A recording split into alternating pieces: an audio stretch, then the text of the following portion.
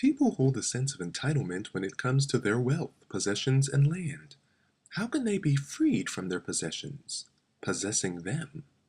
God called the covenant people to active, responsible, and joyful stewardship of all God had given them. Our daily Bible verses for this week give us a valuable framework for remembering with joy.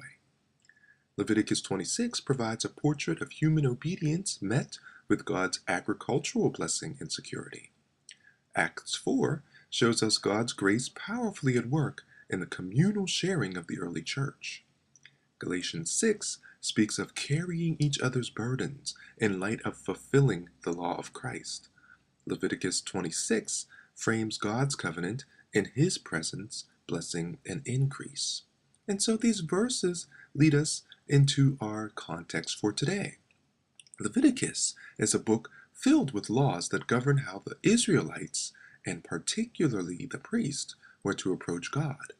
It is about holiness and how an unholy people could have a relationship with a holy God. In the year of Jubilee, giving the land rest and freeing others from bondage is not only good, it is also a requirement for communal holiness. In God's eyes, we must take care of the land and our brothers and sisters. And that brings us to our key verse for today, which reads, "And you shall hallow the 50th year, and you shall proclaim liberty throughout the land to all its inhabitants. It shall be a jubilee for you. You shall return, every one of you, to your property, and every one of you to your family." Leviticus 25, verse 10. The Israelites must not work the land during the sabbatical year. It should be left fallow.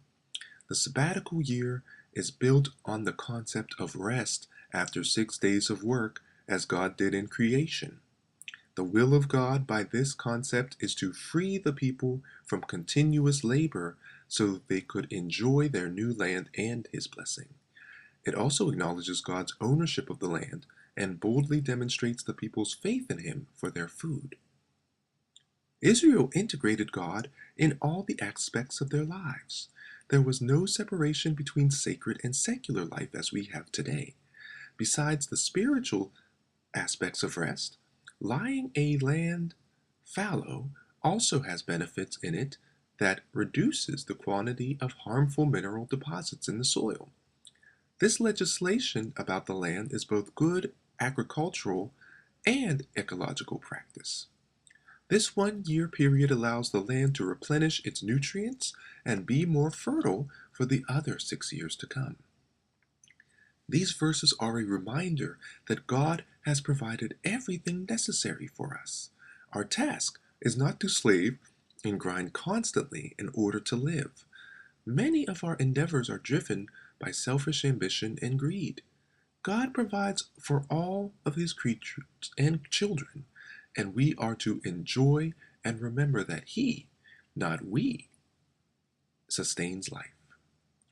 The Israelites are not only to give the land rest, but also proclaim liberty to the enslaved.